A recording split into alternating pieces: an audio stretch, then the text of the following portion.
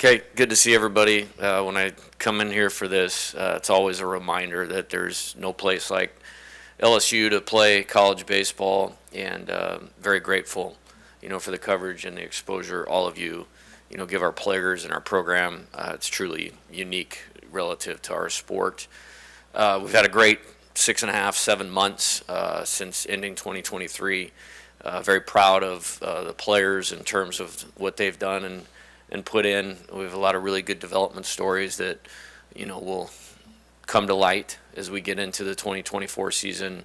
Really pleased with how they've operated both on and off the field. It's always a goal of ours to be a low drama program, and to this point we continue to be successful in that. Another really good semester in the classroom, second one where we've exceeded any team GPA for LSU baseball.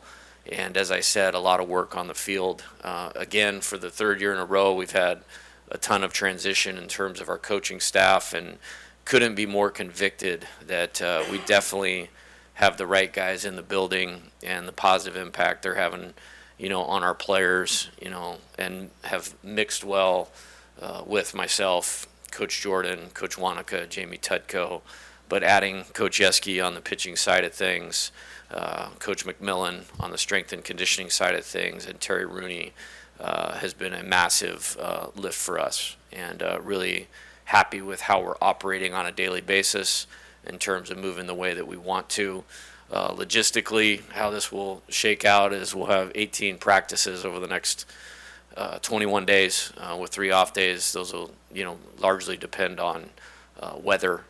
My hope is to scrimmage 11 or 12 times, over those 18 days, and get ourselves prepared for opening day. No different than usual. We treat the season like a 56-game playoff, and it is in college baseball. And so the goal is to have our team as ready as we can, for opening day. And then, we're obviously going to need to improve and find out what our best team is as we go. But really exciting time in terms of attacking the challenges that 2024 presents.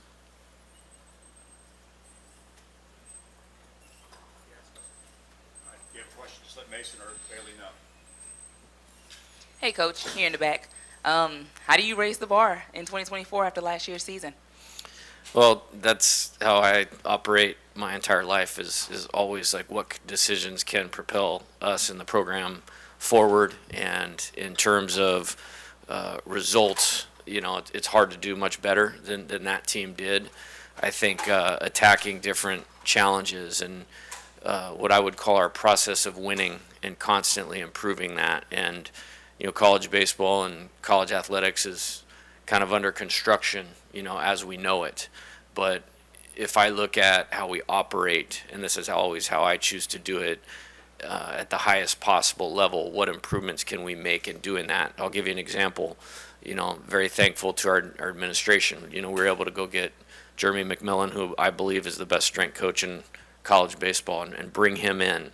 And just in a month's time from the time we were done with them in the fall until they returned in January, players are stronger, they're moving better, more functional in baseball. So that would be an example of trying to raise the bar.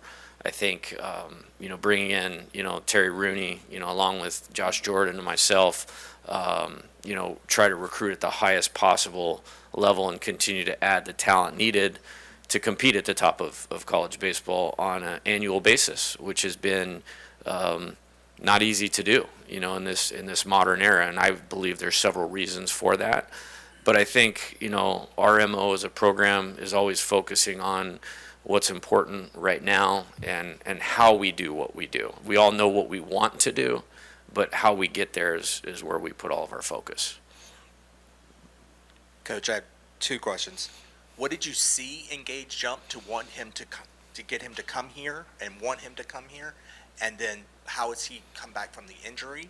And then the second one is about Paxton Clayton, getting the chance to be able to play every day, and it's his, he's competing for a spot in center field. How much more less pressure does he have this year, maybe than he had last year coming in as a freshman? Yeah, in reference to Gage, I recruited him extremely hard at Arizona. It's one of those guys that when you're out there, like, we have to have this guy. And very rarely do you get this talent meets character, meets competitive, meets, maybe he's a tick undersized, so we might be able to squeeze him through the Major League Baseball draft out of high school. And we worked hard. We didn't get him. He chose to go to UCLA, but in that process, I felt like we built a good rapport and relationship. And with that, when he decided to go in the transfer portal, it wasn't that hard to reconnect. And then you're looking at some of the stories of last year's team and what that team accomplished and what guys that maybe were in a similar situation a year ago, how coming to LSU elevated them and where they wanted to go. It was a attractive, deal, but was the number one priority, in terms of what we were going to do in the transfer portal. And maybe we're a little lucky that he was a little bit more under the radar because he missed last season. But once I saw that, it was let's try to get this done. Now, returning from the injury, he missed the 2022 season. We've been very deliberate about that.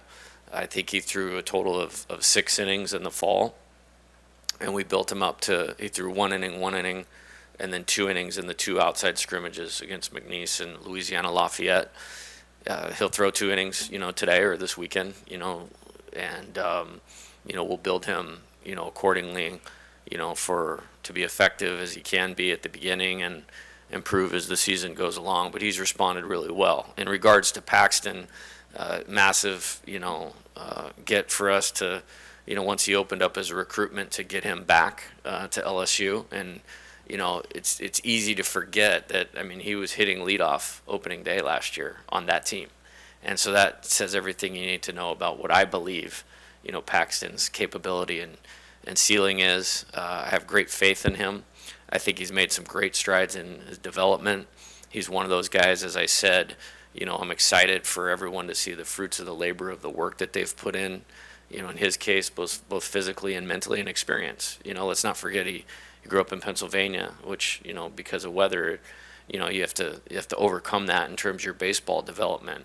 And, he had a couple injuries last year, which, didn't allow him to maybe stay in there, but was starting a game in the SEC tournament, had 100 at-bats, had a very successful 100 at-bats. I think you'd be hard-pressed to find 10 more freshman players in the SEC that had as effective a season as Paxton. So it's his time, and I'm super excited about that. And love coaching him. He's a great kid, great talent, and really happy for where he's headed.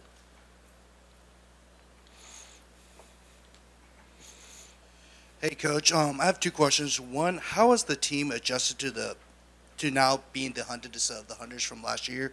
And then Jake Brown was one of the top left-handed pitchers in the country out of the class of 2023. How has he looked in the outfield, and what does he need to keep improving on? Yeah, to your first question, I don't think there's any transition in terms of how we're viewed. I've never seen a team with more expectations on it than last year's team. And to be clear, it's 2 different teams. So in terms of the returning players, they know exactly what's coming because it was coming in the same wave last year. I think, our whole thought process behind that is we're not defending anything.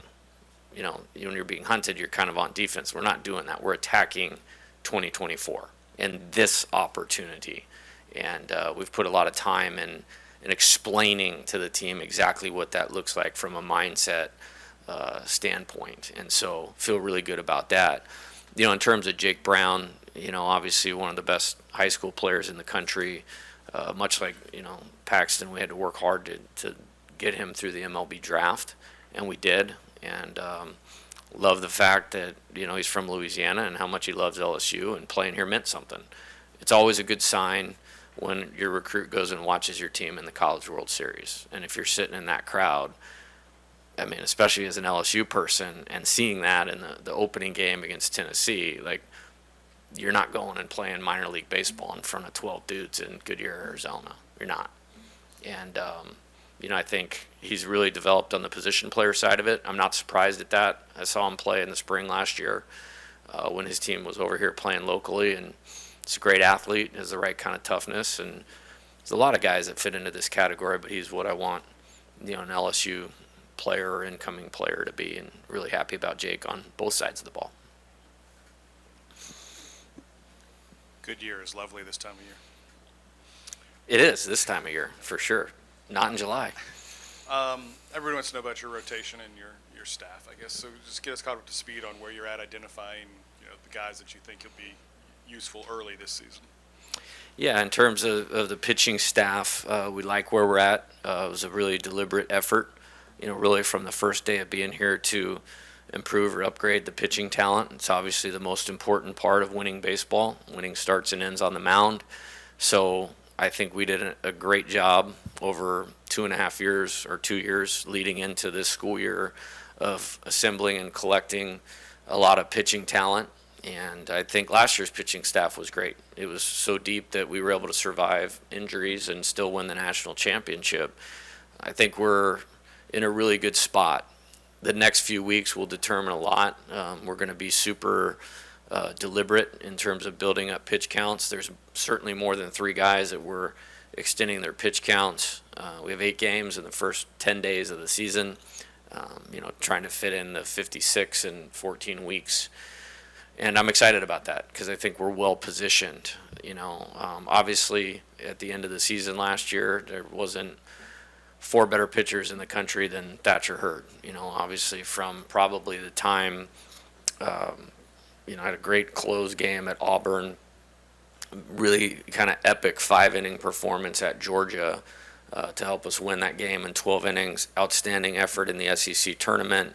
Maybe the performance of the season here in the regional against Oregon State in the lightning delay game.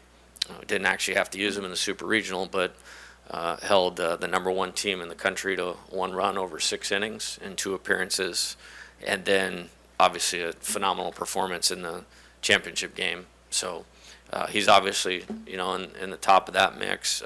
We talked about Gage Jump. He'll definitely be a part of that mix.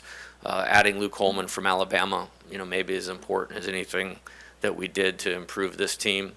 I think he was one of the top pitchers in the league last year that will be returning this year.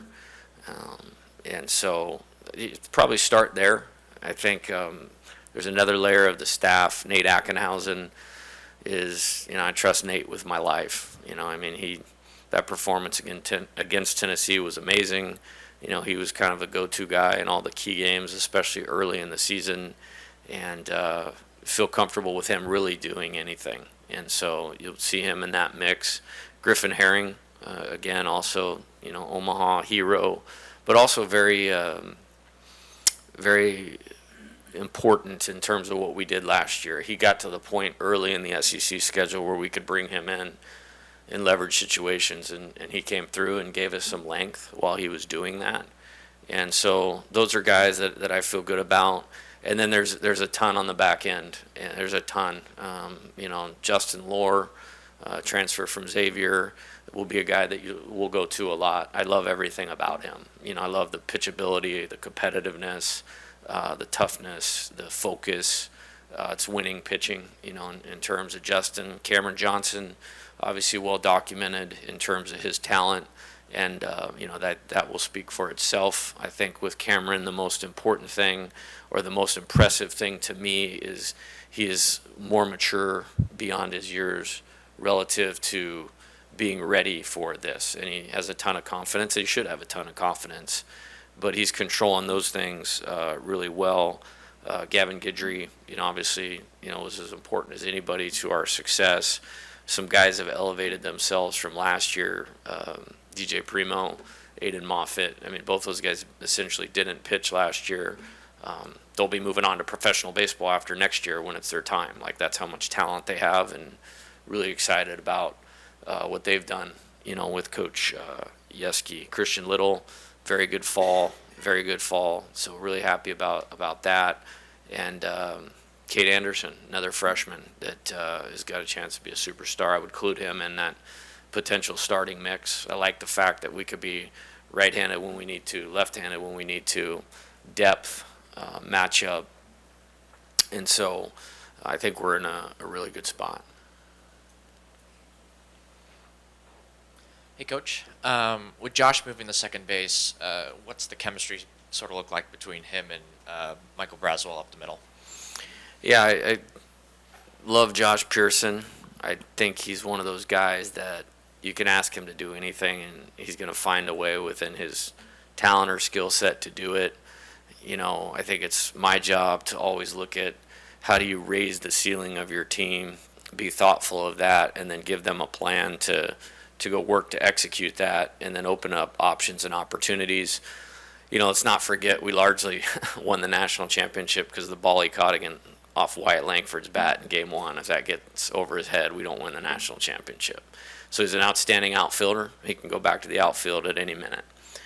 He's a clutch hitter, and the efforts that he's made, from the end of fall baseball till now, he looks like a second baseman, and I'm proud of him for that. I think Michael, as you mentioned, Michael Braswell has done a great job of moving him forward a little bit. For a guy that hasn't played a lot of college infield with Josh, watching them work together has been really good, and really excited about that. And it gives us lineup flexibility. Obviously, we could put him back in left or right field at any time. The thought that we could play him at second base is good, and creates the depth kind of that we need, because if there's one area that depth's been something that we've had to pay attention to, it's been with infielders, and again being deliberate in who you go about getting in the portal, like we did with Michael and Ben Napolt. Having Josh in there gives us, in my opinion, 5 good options in the infield, and I feel a lot better about that now. Yeah, right over here. You mentioned, just kind of building off that question a little bit, just positional versatility with guys like Josh and then Jake Brown, Brady Neal, Hayden Travinsky, all seeing different positions. How deliberate was that as a position as a whole, just to kind of get a number of guys action at different spots this offseason so they can provide you that versatility, and what are the benefits you could see of that during the 2024 season? Well, the benefit was we knew we needed to improve the pitching staff, and so we did that. And so when you're recruiting more pitching, investing in more pitching, in terms of scholarships, the number on that position player side goes down in terms of guys ready to step in and win an SEC game. So the fact that they can do multiple things really helps. You mentioned the catchers with, Brady. I have no problem throwing Brady second base, third base, left field, right field as just a ball player. Hayden, we'll see a lot of time with DH at bats. There's no question about that. I think he'll be one of the most dangerous hitters in college baseball this year, and we're working hard to keep him healthy and in position to do that. Alex is probably exclusively a catcher.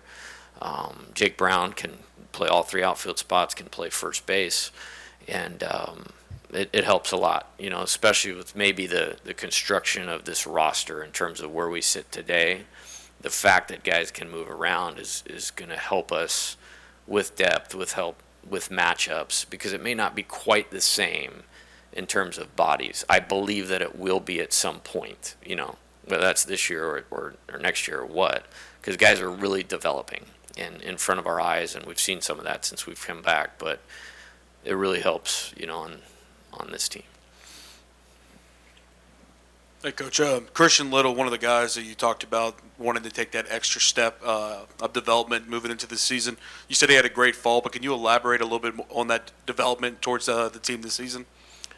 Yeah, I think one of my favorite things about coaching college baseball is that development happens at different times for guys. And Christian, decided to go to college a year early, and that's a big jump. That's a big jump in the Southeastern Conference, going from high school baseball in Missouri to the moon is the way I look at that. And so, there's some scars in that, and that's how you get better though. We have a saying with the players is, not everybody likes to get messy, but the messy is where the development happens. And he's had success. Had some great outings, closed out that win at Texas last year, threw great against Kentucky here to start us off in that game, got us out of a big jam somewhere else in SEC play, finished the game at Texas A&M. So he was a contributor on the national championship team. But when you look at his ability to throw 4 pitches for strikes, movement, velocity, makes the ball go down, can soften hitters up, we all believe in his ceiling. And so I think he put in a lot of work in the summertime on his own and then came back in a better place. And I think the working relationship with him and Coach Yeski has been really good. And I'm excited to see that. And I'm looking forward to, the maturity side of it, the mental side of it, that will allow that talent to show up consistently, because the talent is good enough to, when it shows up consistently, you're talking about a high impact difference maker. Here, you mentioned the conviction of knowing that you have the right guys in the building on a staff-wise. Are there specific examples that you could maybe elaborate on that you saw this fall, where it's maybe some feedback from the players or the coaches saying, hey, this is the right guys? Yeah, for sure. Happy to. And looking at, the guys that were here last year, Jamie Tutko as an example. There's one person that stands next to me in the dugout, and I trust Jamie with my life. And the amount of work that he and I and the rest of our staff put in from a scouting standpoint to make sound in-game decisions super important. And, he came to me in September and was like, he felt like he's had a few aha moments in terms of what we need to do with certain players, and into some additional research. So, we just won 54 games in a national championship, and you got an important staff member going like, I'm trying to get better. So that's an example of that. With Coach Wanaka, super important, to me, the only coach that's been on my staff the whole time, the effort he puts into positioning the defense, individual work with players, us being in lockstep with developing our position players. That's just continuing to grow. And really, I mentioned the work that some of these guys have put in. They look different now than they did in November. Physically standing in the box, maturity-wise, all those types of things. Josh Jordan, we had another good, recruiting cycle for pushing it forward. And, you can't work any harder than Josh. And then Terry has added that same element. This is all I do. This is all I do. And those guys are here before me, and they leave after me, which is nearly impossible. And so that makes you feel good. And then, to your point, player feedback and pitcher feedback on Coach Yeski's been phenomenal. And that's why I brought him here. I brought him here to know exactly what I was getting out of a pitching coach. And we haven't even seen the best of it yet because the games haven't started. That's where I think he really adds a tremendous amount of value. But, talking about Christian Little, the improvement there, DJ Primo, we had him and Coach Yeski working one-on-one in the mornings all fall. And that worked really, really well. And you're taking a guy that redshirted, couldn't even put him on a mound, and you'll be in the game at important times. And so, in its totality, Coach McMillan, on the strength side of it, Isaac Trujillo in the training room, and feel real good about it. Coach, what did last year teach your returning players, and what can it teach your new players that even in the national championship season, there'll be losses, there'll be struggles, there'll be times where some fans will say this team's not going anywhere, and to block out the outside noise and, maintain the course? I think valuing the work you put in every day, and when you know that you've put maximum effort towards preparation and readiness to execute your job to help the team win, that you can play with a bunch of peace of mind. And I think that's what we did. To be number one for 12 or 13 weeks in a row, that's amazing in the SEC. And, I think this year's no different. I saw something like there's 9 ranked teams, 7 teams in the top 10. Nobody does what we do. Nobody plays the schedule that we play. And so, understanding that if they put the hay in the barn, they stay connected to the path that we need to do to win, that you will get results. They also, I think, learned, even though, in my opinion, it was really minimal, but, failure is not fatal unless you allow it to be from a mindset standpoint. And, I think we exhibited that really well.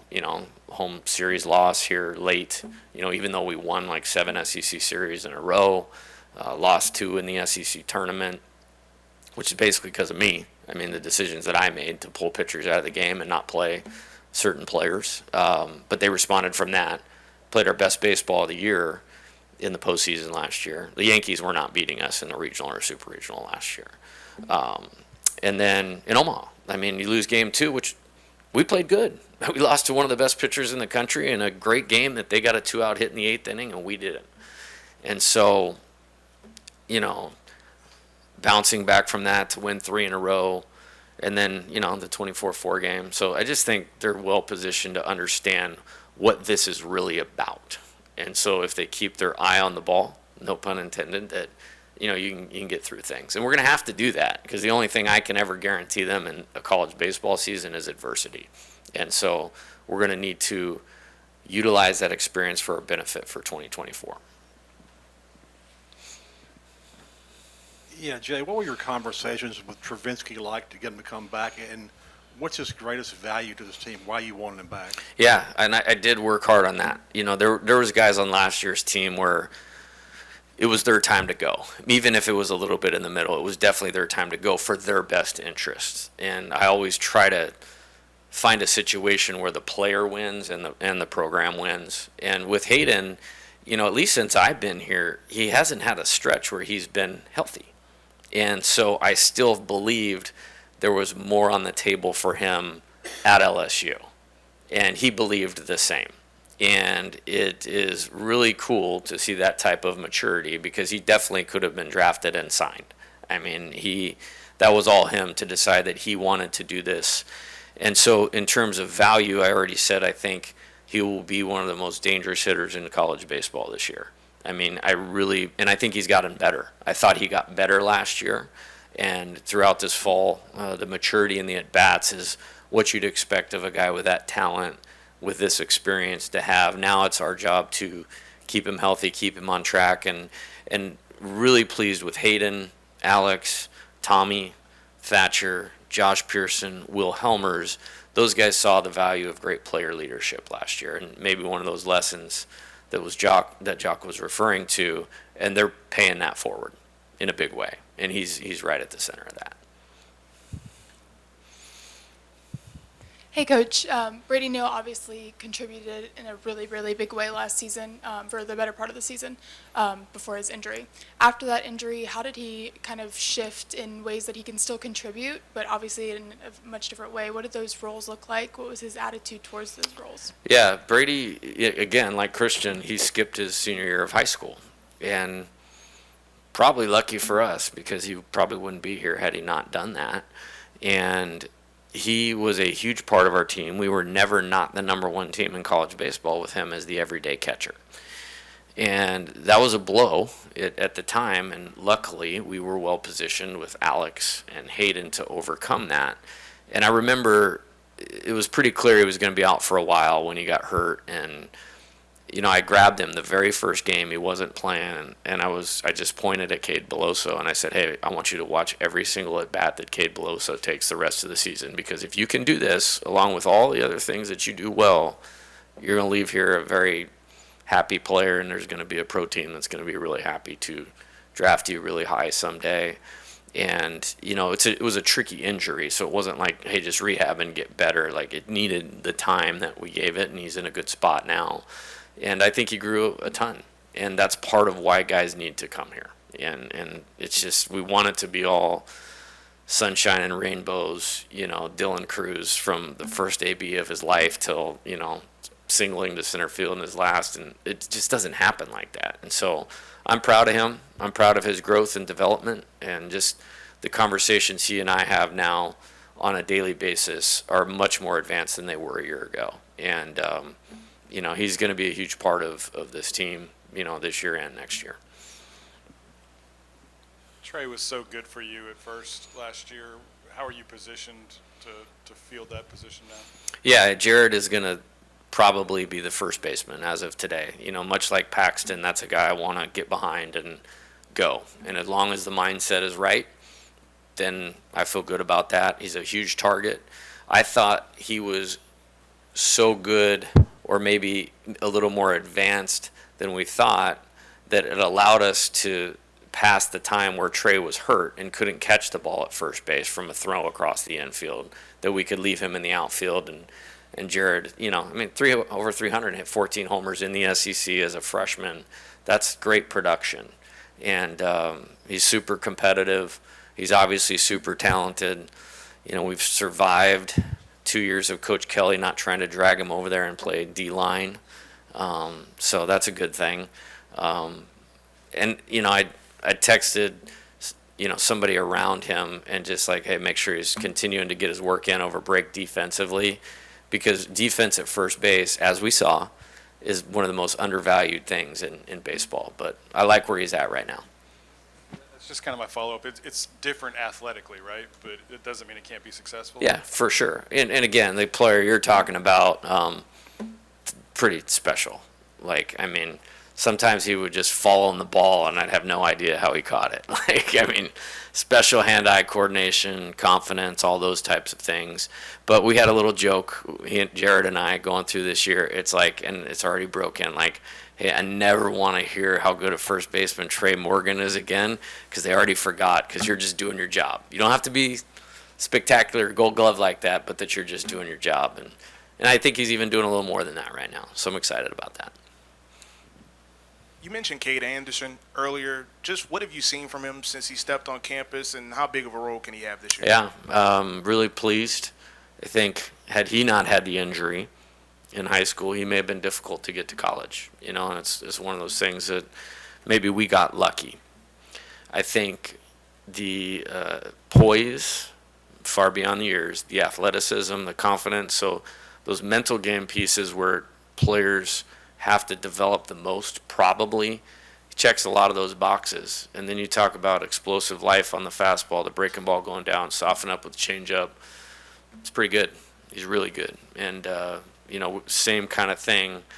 We're trying to bring him along back from the injury in a intentional way, in a smart way, because, that's a huge piece of LSU baseball moving forward, like Cam and like Jake Brown and like Stephen Milam, Ashton Larson. So, I think you said you were recruiting while you were in Omaha, right? Yes. Having to recruit. I was wondering how long did you allow yourself to celebrate the championship? And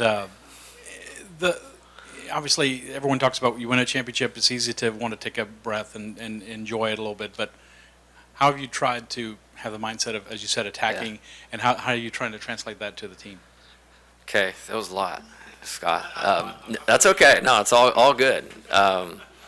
Definitely work needed to be done in Omaha, and I'm very proud of what we accomplished while we were there. We got Michael Braswell, we got Justin Lohr, and we got Cade Woods all while we were in Omaha, and we were setting the table for Luke Holman, Gage Jump, and Mac Bingham. And so I feel like we executed that really well. As far as time off and enjoying, this is interesting.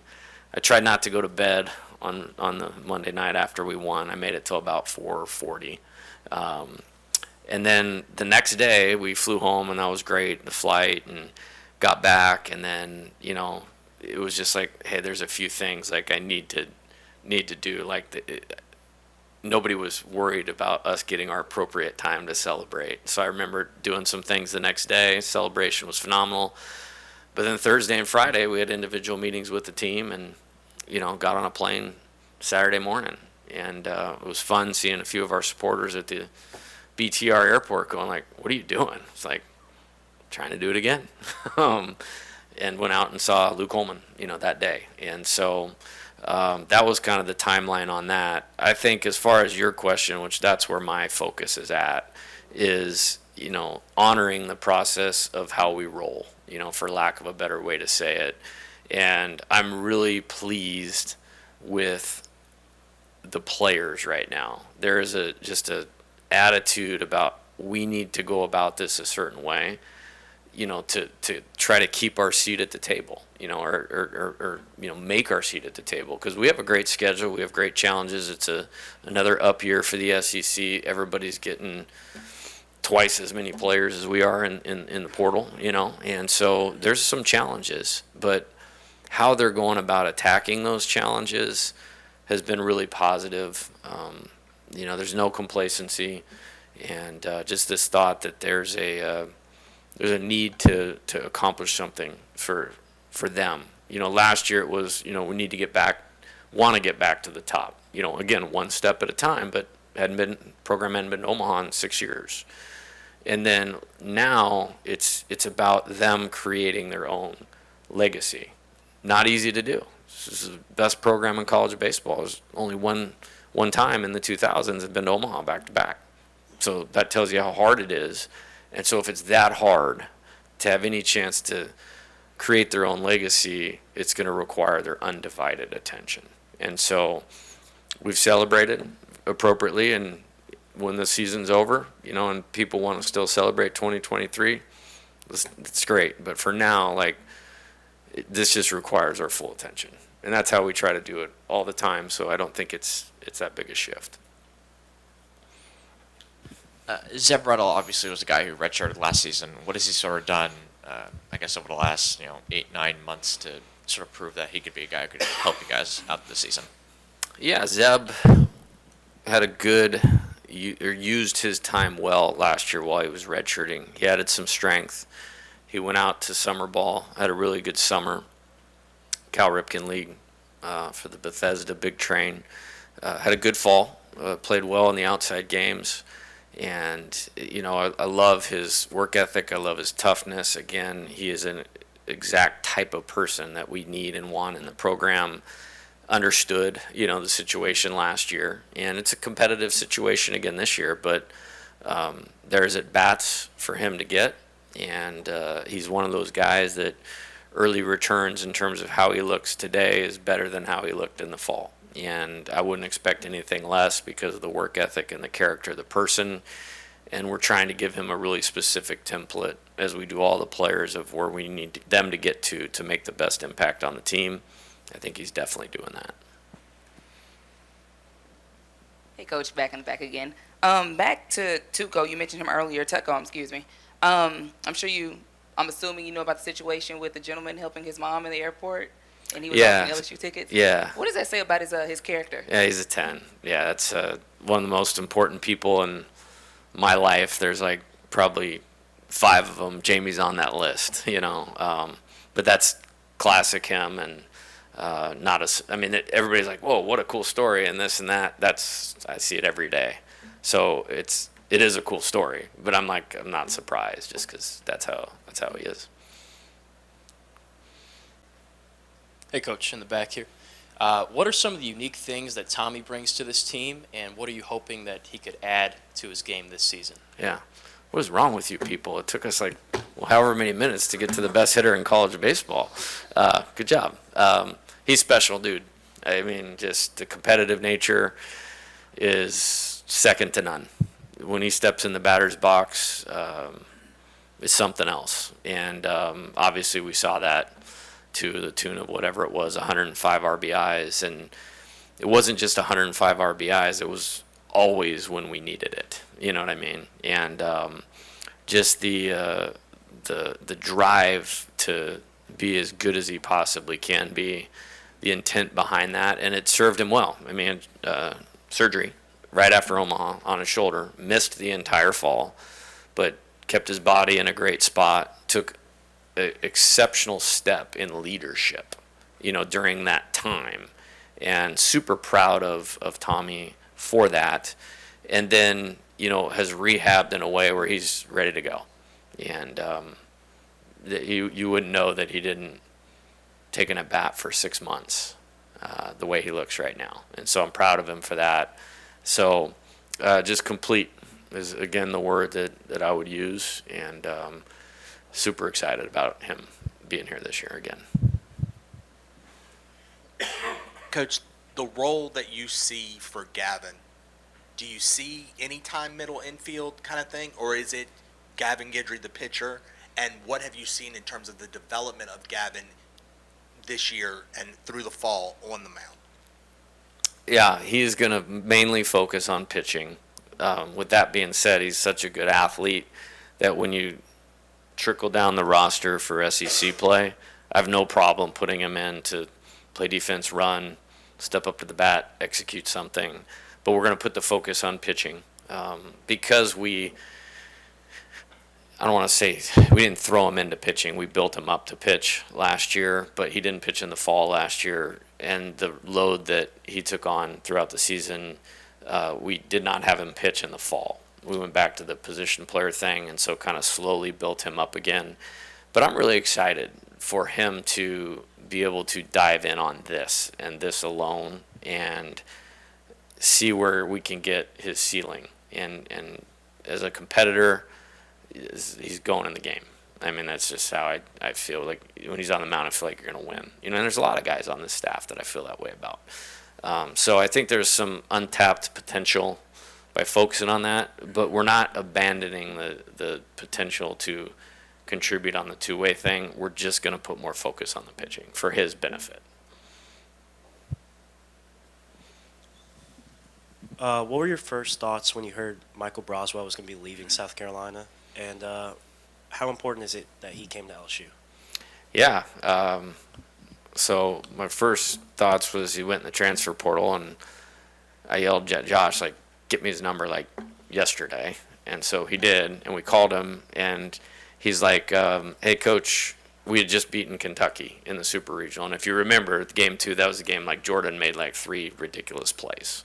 Like, ridiculous, like, Major League Baseball caliber plays. And I remember being happy we're going to Omaha, but the way my brain works, like, man, it's going to be hard to replace, that caliber of defense. And so I was talking to Michael, who was excited to hear from us. He's like, yeah, I'll come down when you guys get back from Omaha. And I was like, no, why don't you come tomorrow? And so he flew in the next day, and we had a good couple days. And I think, the day before the first game in Omaha, he called and said he was going to come to LSU. And he means a lot to our team. And this is with great respect for other players. It's kind of hard to imagine our team this year without him. And he's done a great job defensively. He's better than I thought. And I always had a high opinion of him. Like, we brought him here because I liked him. Whenever we were scouting another opponent that South Carolina was playing, myself and Coach Wanaka were like, man, this would be a great guy to have. Just casually saying it. And then when we played them last year, both in Columbia and in the SEC tournament, like, I thought he took very mature at-bats. And I just like how he plays. Like, it's just like it's this guy that's going to make everybody else around him better. And that's absolutely the way that it's happened. And so when he went in the portal, it was like, no, man, you need to show up. And so he was here the one day between us, winning the Super Regional and leaving for Omaha. And thankfully, he chose to come here. And it's one of those deals that's mutually beneficial. Him and Coach Wanaka have put in a lot of work on the offensive side of it. And I think he led our team in hitting in the fall. And has a really good idea of what he's doing right now. Just about time to wrap up with Coach Johnson. Anyone else have a question for Coach? One more for Michael. I can't get Dan to get on a mic, so can you give us any facility updates, any wish lists, things that obviously won't be time for this season, but something you're looking forward towards in the future?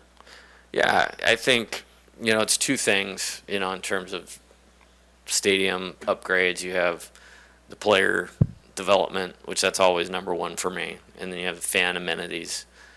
The fan amenities I'm going to leave to them, and I want to make sure that our fans are taken care of, and, our administration is well positioned to do that better. We want to just expand our hitting facility with an indoor infield and make it awesome. And I mentioned that several players have put themselves in a better position for this year because of the work that they put in. We've built a culture of where they show up and they work on their own, and I want them to have an awesome place to do that and to, push ourselves forward. That's the next thing that we need to do. And so there's a lot of planning, going on with that, and we want to make that happen, sooner rather than later, obviously. All right, thank you guys.